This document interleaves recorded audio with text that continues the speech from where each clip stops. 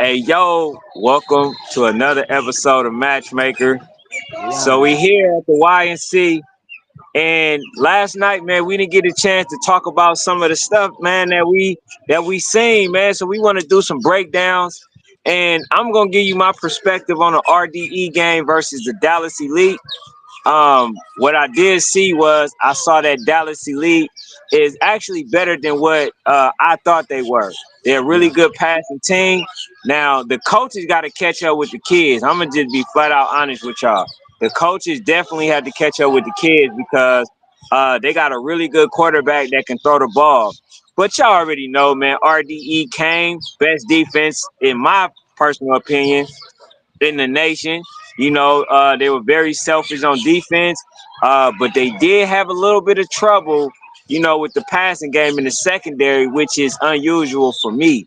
You know, but for the most part, they were able to do everything that they wanted to. Deuce ran the ball exceptionally well. Um, they were so committed to the wide receivers that he was able to have a successful game, in the run game. So he didn't even really have to pass the ball as much. But I'm gonna allow this guy right here, since these two teams is getting ready to play, Fanatic to do his breakdown for what So Icy did. Hey man, so when it came to the Bessemer Tigers and the So Icy boys, I believe that Bessemer showed why they are the number one team in the country, bro. They have probably arguably the best defense, right? You talking about deep tackles, they don't have to load the box. They really don't got a blitz. They got their interior defense is stout.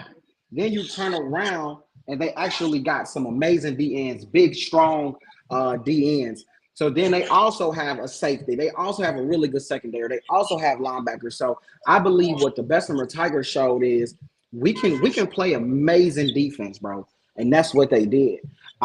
Their offense, man, they showed another part to their offense where they didn't have to be so explosive, right? They showed a part to their offense where they can slow roll it, they can get downhill, they can get this heavy back rotation going. So I just believe, bro, that it's going to be a tough game for RDE on Saturday, right? We got two evenly matched teams. We got two teams that got strong D lines, strong linebackers, strong secondary, strong quarterback play, fast running backs, power backs. This game is going to come down to coaching and which team is the most prepared. And I believe that team is going to be the Bessemer Tigers for a three-peat. All right, so what do you say about the teams or the coaches lying to you, telling you that they didn't want to show too much in the game to prepare for somebody like RDE? So I honestly believe what we know about Bessemer, what we know about RDE, we already know, man. We don't need, any more film. Yesterday's film wasn't going to change what we already know about what the Bessemer Tigers are going to do and what the real deal Eagles are going to do. So there's about 5 games on Moxie Media right now. We can go watch the Bessemer Tigers, and there's about 10 different channels that we can go to watch RDE's last 5 to 6 games. So everybody's pretty confident. So I would have wanted both teams to kind of just do what they do, get prepared for the championship game. But nonetheless, they are who they are. Again, both teams evenly matched. It's going to come down to coaching. And I just slightly believe we gonna edge it out. Slightly believe we gonna edge it out in a very tough game. No 30 balls, no 20 balls. We talking about a 12-6 type of game. All right, so the next one was Supreme. Supreme had a game yesterday, and Supreme looked like they were in trouble when it came down to it. Now, what's the team that they played against yesterday again? The West Orlando All Jaguars. right, so they played Whoa! versus the West Orlando Jaguars, and the thing about a team like Supreme and the Voodoos, right? When you actually get up, they only allow you to stay up just for that kickoff. And then all of a sudden, then they back on top. See, that's what you experienced yesterday. Woj end up basically breaking down Supreme defense, And they did what they did. One of the best running backs out there, and it looked like Supreme was in real trouble. But as you know, they got number 30, they got number 2, they got number 17, that ball hawk. As y'all can see, they some teams are playing right now. Right now, we And here.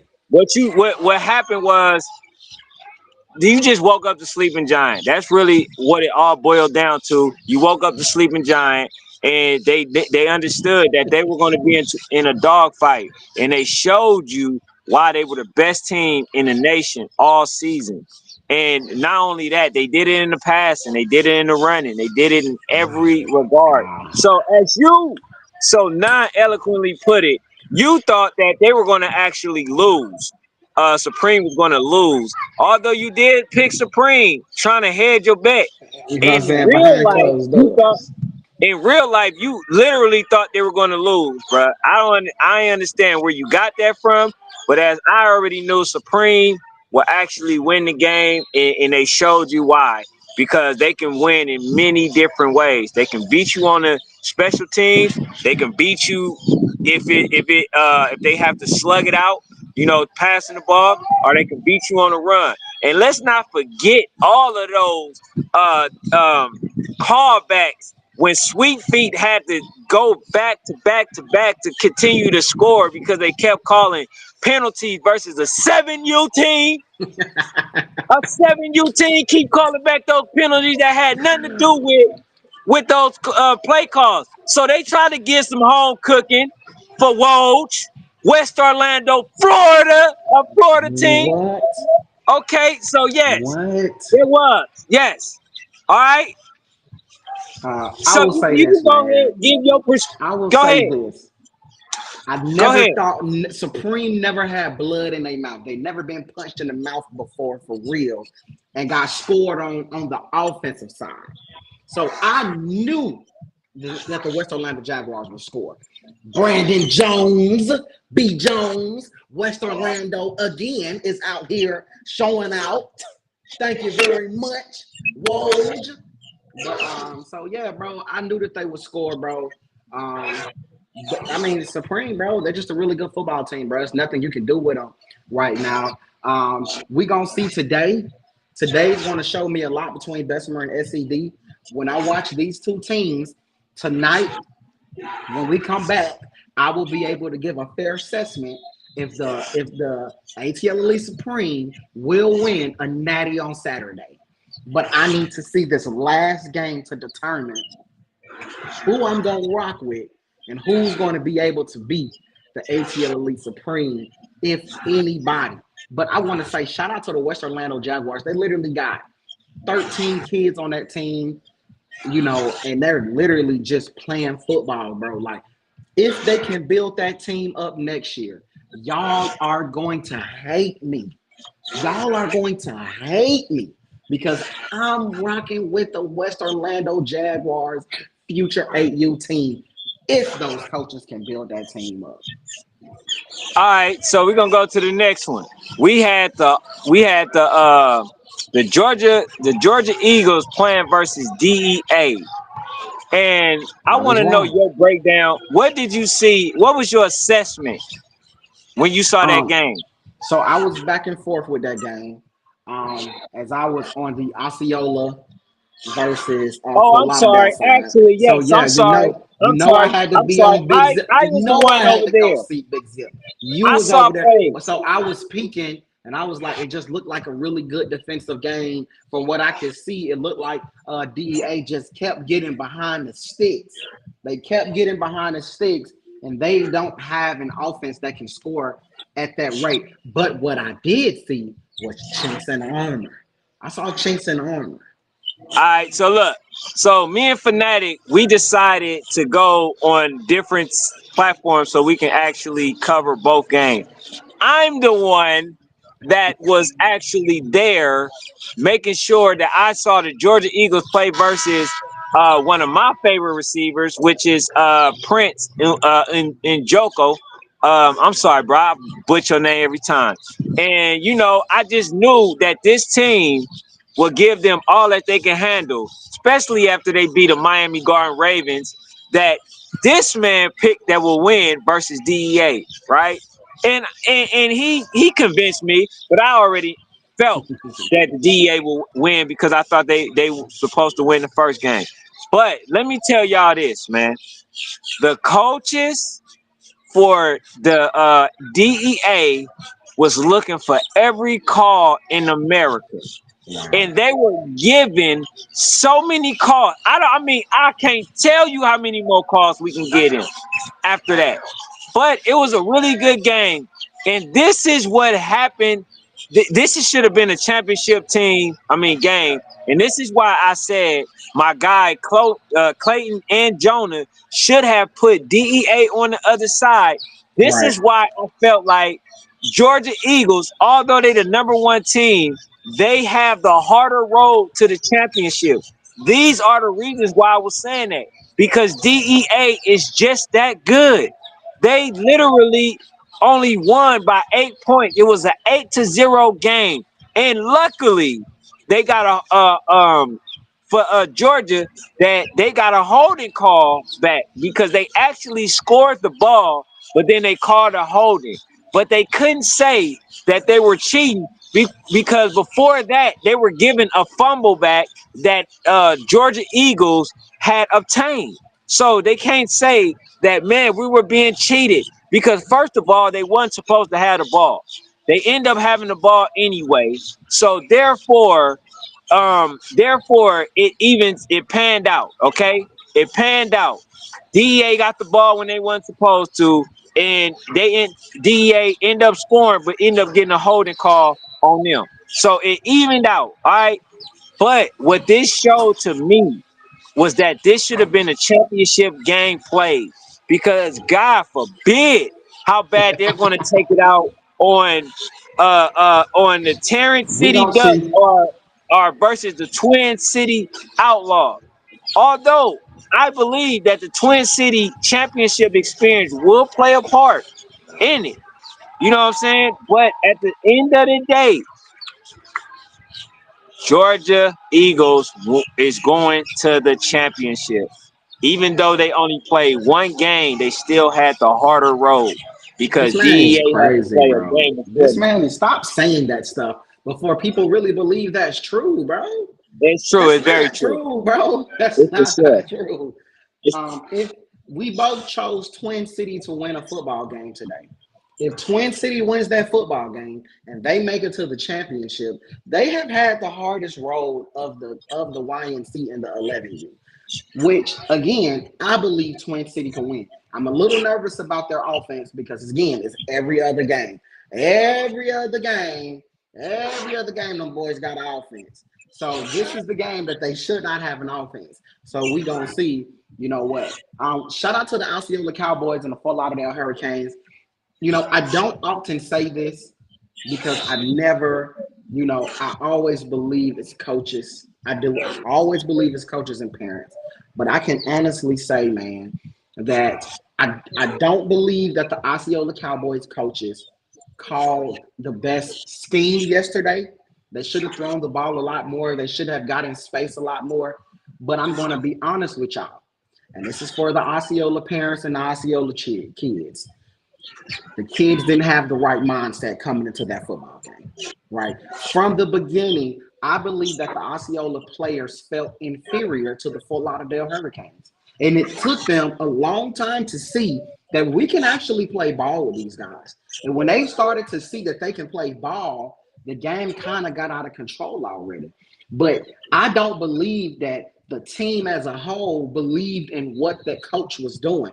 And that could be because the coach, all season long has called a lot of bull job on the offensive end, which led to maybe some people just feeling like he don't know what he's doing, or whatever.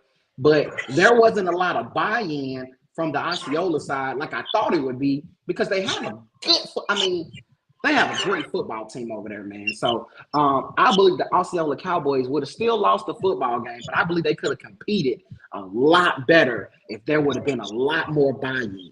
So to me, I go back to saying, did we have a lot of film study? Did we watch the game? You know, and I know it couldn't have been a lot because you probably only had a day or two preparation, but there should have been a little bit more, maybe studying the team, studying the game, seeing a lot of things because they could compete with those guys if they really wanted to. But 12U is 12U. We got Texas Elite versus Fort Lauderdale Hurricanes. We'll be giving that breakdown later tonight. Okay, Tyler says, Fanatic, how do you feel? And shout out to everybody that's out here. We on our phone this time, so there's a we lot of making it messages work. that I'm missing. But he says, how you feel about your Boynton folks fumbling the bag? Bro, Boynton, bro. I'm just, bro. I'm hurt, bro. Like T. Johnson, I'm hurt because what the hell are we doing, bro? To me, the kids were not locked in, bro. They weren't locked in. I'm just gonna be honest with you. But it wasn't their fault.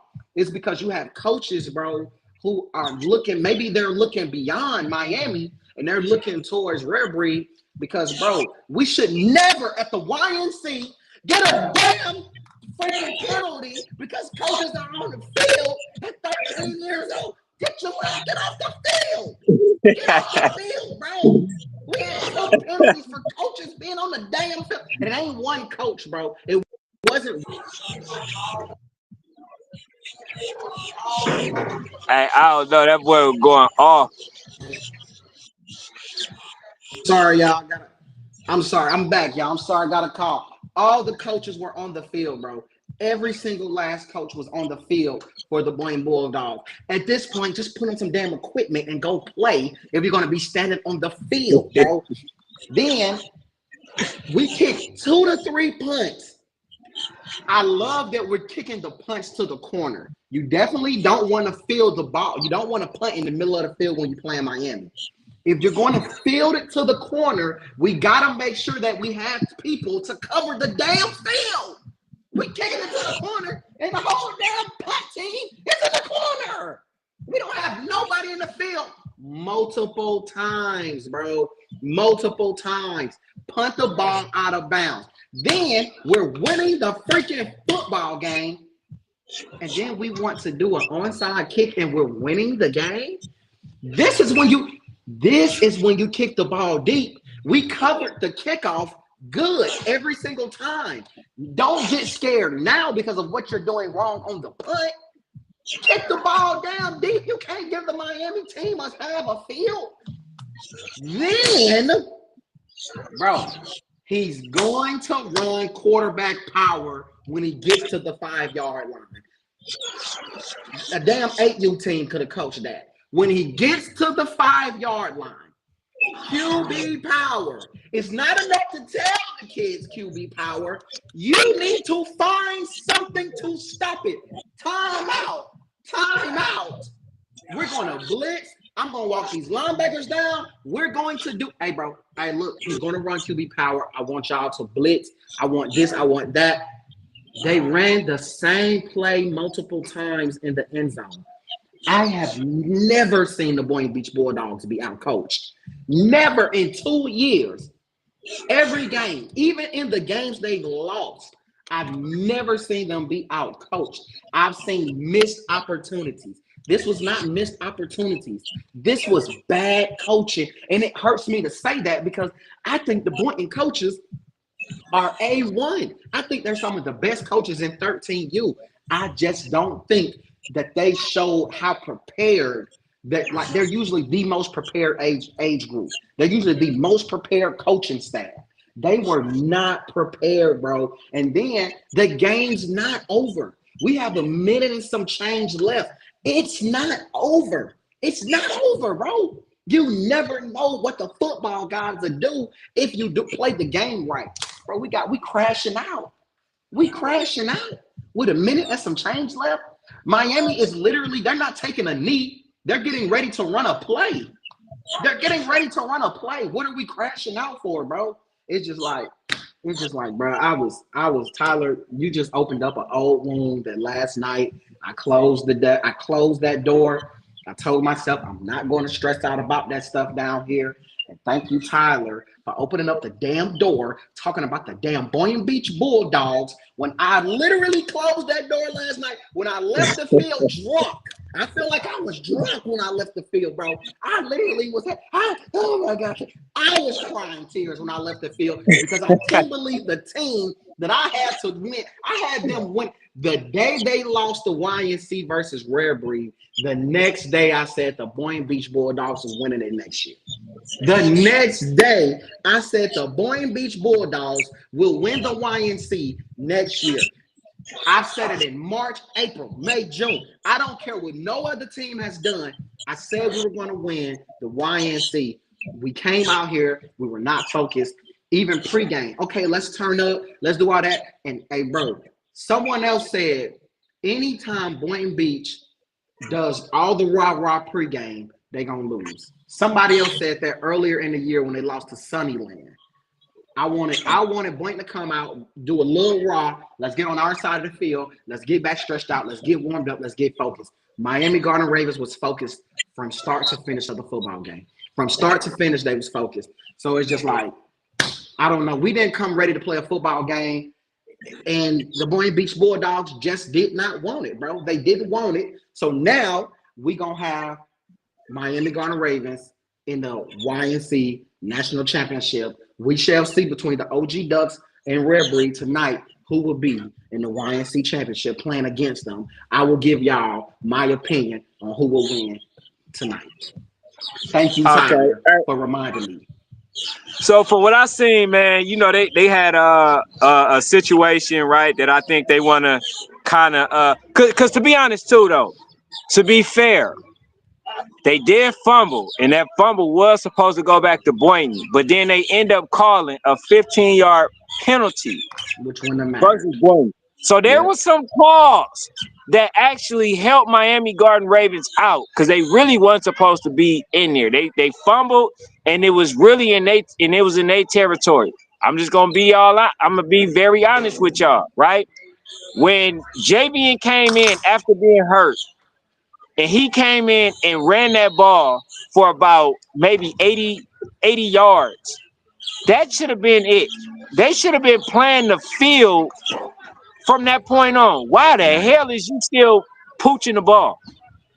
Why are you still trying to get an onside kick? See, that's the thing. When people start being greedy, it end up biting you, right? And then the last play, right, because you broke it down heavily, so I'm not going to get too far into it. But the last play, I will say this. It was a fumble. Right. It was a fumble. When he reached out for it, right, and tried to get the extra yardage, it was a fumble. So therefore, it was a live ball. So when they did that, they should have, wherever JBN was at, that's where the ball should have been spotted at, okay? It was a fumble. But let's go back before that. Why are you guys sitting up there doing a quarterback sneak in the first place? They did a quarterback sneak on a 5-yard line. At the 5-yard. So when they was doing stuff like that, bro, I said, oh no, they don't want to win. They don't want to win. They did everything it took to lose it. And I had Miami win it. But I would have been gladly to be wrong on that pick. To be honest, I would have been glad to be wrong on that pick, but they did everything that it took to lose that game, and they did. And as far as the coaches were just continuing to look for plays, and there was a lot of missed calls that wasn't going in the way of Boynton Beach. Like, for instance, when they said that he went over the line, he didn't go over the line. Twice. They called that twice. He did not go over the line. So Miami Garden Ravens, they got a nice gift. Yeah. They got a nice gift. And I picked y'all to win. Y'all got a very nice gift. Because JVN, what he did, he literally lured the man into him and the defensive back into him, and he threw the ball. He was never over the line. Despite what people say, he was never over the line. If you ask me, the fix was in. The fix was in. No. It was in. We're not because you took away 2 opportunities. The second time. You're letting those coaches off the hook. I ain't letting him off That the dude's hook. off the hook, man. No, I'm not letting them off the hook because first of all, they shouldn't have been doing half of the stuff that they did. Okay, they were more focused on the referee as opposed to the players. And not only that, they should have been more conservative, especially after those kids continued to get hurt. Number 4 continued to get hurt. Number 21 continued to get hurt. Right? Other players, Javian got hurt. You should have played more of a conservative game as opposed to trying to run it fast pace. I agree, bro. Clock management Clock was the management. reason for their downfall. So, Clock hey management. man, we're talking about the Miami Garden Ravens. This I'm not gonna lie to you. This game felt a lot like um uh um the Kansas City Outlaws when they played versus Duluth.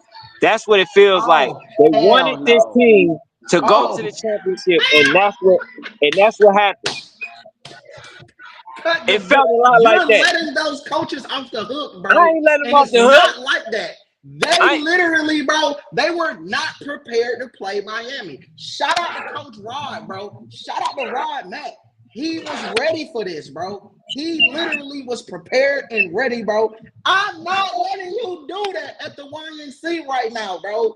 We out here, bro. We out. Y'all can't see because I'm in the booth, man. But we is out here. I'm not letting him take that from the Miami Garden Ravens. And today, I know what y'all thinking. I need to see this game, bro, between OG Ducks and Red Breed. I need to see the dominance of Red Breed or the dominance of the OG Ducks for me to determine who's going to win a national championship. Right now, me and him are tied up at 10 losses. Right? No, 9 losses. At 9 losses. He had 9. He hadn't lost nothing yesterday. I was at 7. I lost 2 yesterday. We are officially tied at 9 losses.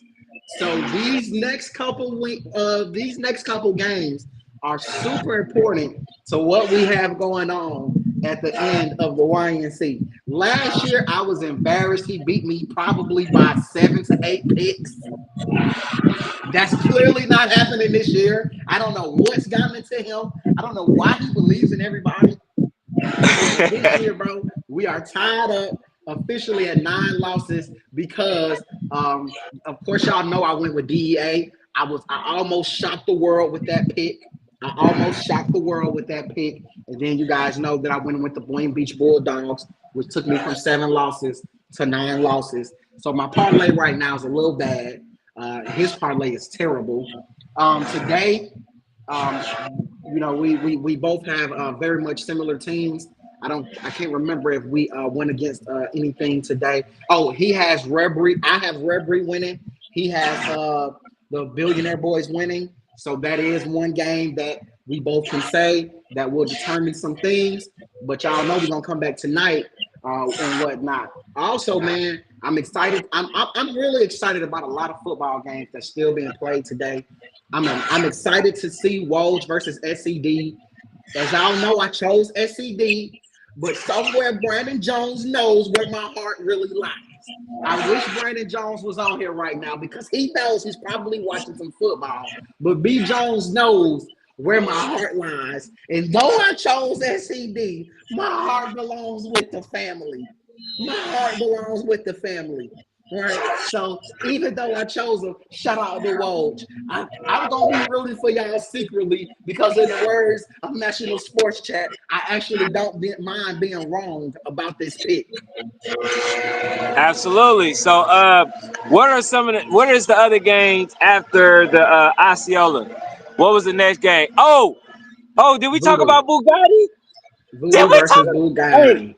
he came It's on chinks in the armor. Bugatti. Hold on, that was later, right? I think that wasn't even the game after, but he came on thinking that Bugatti, after they scored in the very first possession, that it was chinks in the armor, that Voodoo was going to lose. And I told him, I said, listen, this is why Bugatti always loses to Voodoo. They start off strong, but they cannot make the game winning stops, the ones that they need in order to become successful. They don't do it. And what happened? What do you have it? They Bugatti couldn't came do it, out bro. scored, and Voodoo said, "Yes, that's cute, but I'm gonna go ahead right now and I'm gonna score, and then I'm gonna go up 8." So it went up 8-6. They didn't even let them be up for longer than the kickoff. That's that's the experience of a champion. That's what I was trying Facts. to tell somebody like Fanatic, because when they came out and they didn't score, and Bugatti somehow held them to not moving the ball, and they did a really good job on defense. But the thing about it is, Voodoo wears you down. This is why we was telling everybody that Voodoo was all wrong for Brick City. Yes, Brick City will have a great chance in the beginning, right? But it's the down the line that basically wears you down. You see what I'm saying? It's down the line that wears you down. So that's the It was part where mental, I bro. have to say that the experience end up kicking in. Right. The It was experience kicked mental, in. bro. It was mental for Bugatti. I believe Bugatti scores the touchdown there. You gotta stay even keel, bro. You gotta be able to just stay relaxed when it comes to the voodoo. If you can stay relaxed, we scored. Okay, come on, who cares? Let's get back set. Let's get back on kickoff. Let's get back on defense. Let's get set. They're moving. They're moving. We don't have time to be sitting there celebrating every damn stop, every touchdown. We don't have time for that. We got to keep it moving. So that's just how I feel, bro. So yeah, hey, so my battery actually going down. I'm gonna go and charge it. And but yeah, go ahead and cook and let them know, Fanatic, because you'll still be on. Now we finalizing, man. We coming to an end. We appreciate everything, but I'm gonna tell y'all tonight we coming back. We're coming back tonight with our line C picks. We're coming back tonight with who we believe is going to win the national championships for all age groups. And I mean that's it, man. We got another game coming up really soon, man. We got the big dogs coming up at like 1 o'clock. So Hey man, we gonna touch up on some of these other topics as well, because there's more that I wanted to talk about. So we'll absolutely. definitely be on later on tonight. So focus. I mean, definitely expect it. Okay. Like I Lock in say, with us, last man. night Lock we was in. tired. You know what I'm saying, for being on the road for so long, and we was fatigued, and we filmed damn near every game that came on. So we got a lot to cover. So we gonna do game predictions.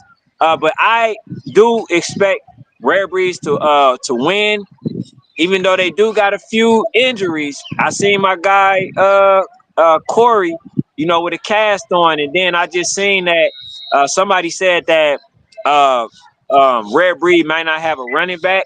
So I'm not sure, but the thing that I can rely on is the fact that they got my guy Nick, which is a ball hawk. So I expect him to do his thing when it comes to at the linebacker position.